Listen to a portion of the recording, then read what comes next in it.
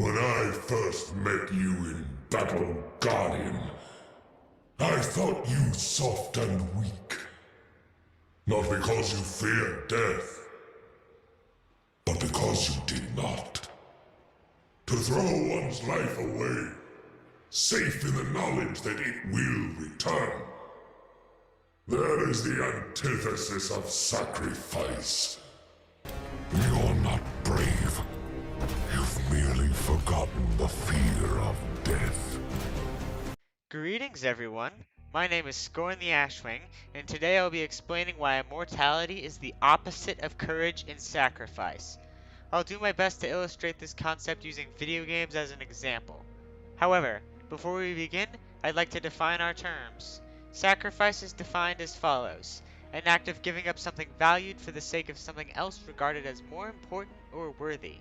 This means that a hero would have to give something up to get what they want. Now I'm going to tell you what I mean by immortal. By immortal, I mean a creature that cannot die or cannot be permanently killed. Immortal doesn't necessarily mean they can't feel pain, but I define it as someone who either can't die or won't stay dead. The voice you heard in the intro was Dominus Gall from Destiny 2. He is the main villain of the Red War campaign, and he appears as a nightmare that haunts the player during the Season of the Haunted. In Destiny 2, the player is immortal, coming back to life every time they're killed. They can die 100,000 times and still get back up again. They can be smashed, sliced in half, incinerated, and they'll still get back up. These players are known as Guardians, and they think of themselves as having cornered the market on sacrifice. However, Dominus Gall takes away the player's ability to respawn, and he tries to kill them. However, the player survives, and they come back and take back their powers. The player kills Gall, proving their worth, or so they thought. In my opinion, if they had killed Gall without their powers, that would have been true courage. They believe that dying over and over again is courageous, but Dominus Gall disagrees. He says that throwing one's life away, safe in the knowledge that it will return, is the antithesis of sacrifice. And he's right. One who can just come back every time they die isn't brave. They've merely forgotten the fear of death. That isn't bravery. That's not sacrifice. Sacrifice is giving something up, permanently, for a cause you believe in. If you can just resurrect yourself every time you die, that's not a sacrifice. You're not giving something up. You're just taking. There's a game called Dark Souls that I am particularly fond of. The main character in Dark Souls can be killed, but his corpse just turns to ash and reforms at the nearest bonfire. He can be killed again and again, but he always comes back. He conquers impossible odds by simply trying over and over again. His goal is to link the first flame and restore order to the kingdom of Lothric. Now, dying again and again might seem brave, but think about this. If you could try something again and again until you succeeded, are you truly brave for trying? Are you losing anything by trying? No? Then it's not sacrifice. As much as I love Dark Souls, the main character starts with nothing, and everything they get throughout the game is taken from others. When they die, the only thing they lose is their currency, which can be easily recovered. They don't lose anything when they die, which is why I think they're not truly brave by getting themselves killed over and over again in the attempts to kill monsters. A truly brave person would be someone who goes into a fight with a high chance of failure and only one life. Although, that wouldn't make for a very good game now, would it? There is a game/book series known as Warhammer 40k, and in that world, there is a faction known as the Night Lords. Now, they're not immortal, but they rarely face the fear of death. They prefer to use intimidation and brutality to conquer worlds. They defeat their enemies by capturing a few of them, then torturing them on broadcast to the entire system, intimidating them into laying down their weapons and surrendering. There was a story of the Night Lords conquering a planet by capturing an enemy ship and throwing the flayed corpses of the crew down onto a city of civilians. The Night Lords very rarely fight, but when they do, they pick fights with almost certainty of success. They'll be reluctant to take a fight against an enemy that they have outgunned and outnumbered 10 to 1. Their soldiers are picked from the prisons of Nostromo, and they are all criminals. This is a more obvious example of cowardice. It doesn't matter if you conquer 1,000 worlds in the name of the greater good, but you're not a hero unless you fight for it fair and square. The Night Lords could be said to have no fear of death, but that doesn't make them brave, does it? I would dare say that you would call these Night Lords cowards. They aren't brave. They've merely forgotten the fear of death. Another game that does a good job at showing sacrifice is Ultrakill. Now, I know you're wondering, how does a game called Ultrakill show sacrifice? Well, I'm about to explain. I'm going to read the following excerpt from the ending of Ultrakill's second act. Beware religious themes as well as spoilers for Ultrakill. Silence. Introspection. How many had he killed? Had he ever thought to count? How much cruelty did he embody, and to what end? How many did he condemn to hell, and who did it benefit? Two defeats at the hands of the machine had changed Gabriel. The world of the once supposed will of God was now shattered, and only he was left to put the pieces back together. They collected before the light of a dying fire that fresh fuel couldn't sustain, this new light showing the truth to Gabriel. The pieces never fit together to begin with. The supposed council of the people, who boasted a God that wasn't there. Gone. Vanished. The council still chased after the light of God's fire, their memory of its words and will grown twisted and warped, and the rest of the aimless masses of heaven follow their footsteps. The angels still act in the Father's name, but his kingdom has changed. Now the fire was dying, sputtering out as the heat failed to gain purchase.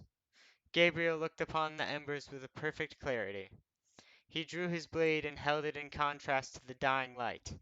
In its reflection he saw a weapon reborn, no longer wielded by the will of another, but his own.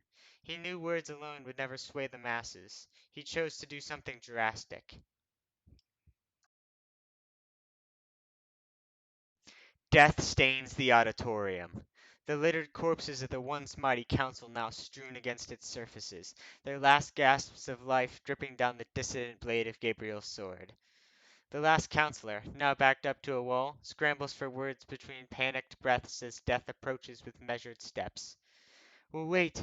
You can't do this. Our status forbids it. This is treason, heresy, murder. We are the supreme authority. Our law commands you. You command nothing. Your words hold no power over me or anyone else, lest you truly believe you can talk my blade back into its sheath. But the people are on our side. The citizens of heaven know that we are just. The masses only follow you out of fear and desperation. I will show them that there is nothing to be afraid of, for there is no species nor origin, vested rank or holy status that will stop the sharp edge of a sword. We all bleed the same blood, and the cushions of your throne have made you weak and impotent. But please, Gabriel, see reason. The council follows the will of the Father. You seek to go against our Creator? Face it, brother. God is dead. The fire is gone. You're chasing phantoms. Gabriel's silhouette now towers over the counselor, his shadow cast upon a soon lifeless corpse. He raises his sword for the final cut as the crying mess on the floor stammers out its final feeble argument. But if the Father's light, without me you can't hope to reconnect with it. If you kill me, you'll be dead in a matter of hours. I know. A clean, silent cut glides through the counselor's neck, severing his spine with elegance and ease. His head falls onto the marble floor, the rest of his body following soon after. Bereft of status but brimming with purpose, Gabriel gave a final message to the angels amassed at the gates of the auditorium before leaving heaven for the very last time. His arm outstretched, with a word, the people saw. In the silence the message rang out to the far ends of the cosmos.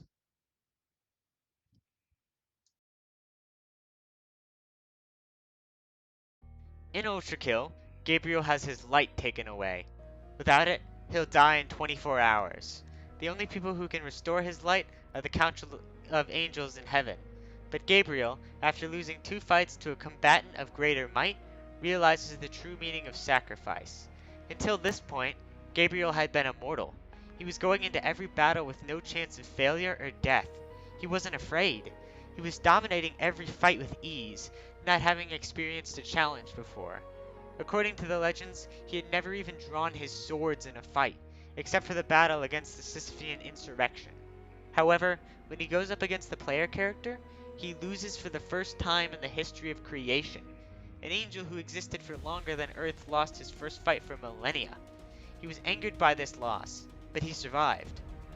He retreated back to heaven, where the Council of Angels took away his holy light. Like I said before, this would cause him to die in 24 hours. They gave him a choice: kill the main character, or die. In the next fight with the character, he actually draws his swords to fight, but he still loses. He retreats again, but this time, he has no heaven to go back to. He is given some time to think, and think he does. He ponders where his loyalties truly lie, and he wonders if the heaven that betrayed him is really worth fighting for. After all, his creator had vanished from heaven. Gabriel returns to heaven and butchers the entire council of angels that are governing it. He kills every last counselor, ensuring that no one could bring back his light. He would die, a husk, a thing. One of the angels even offers to spare him and return his light, but he refuses the offer and kills the angel anyway. This is, in my opinion, one of the most powerful moments in all of gaming, and it's an excellent example of sacrifice. Gabriel spent his last few hours of life exacting revenge, and even if he wasn't justified in doing so, he still sacrificed his life for something he believed in. That is the definition of courage. He knew he was going to die, yet he continued on in his mission. This is the moment Gabriel went from a coward, ignorant of the fear of death, to a true hero, devoid of ignorance. He knew the fear of death, but he didn't turn away from what he wanted to do. That is sacrifice. That is where I believe that creatures that are immortal aren't sacrificing anything by giving up their time or some of their infinite supply of lives. It's not truly sacrifice if you give up something that you have an endless amount of. You're not truly losing anything. But anyway, that's going to be about it for this video. Thanks for watching, and let me know your thoughts in the comments down below. Goodbye, everyone.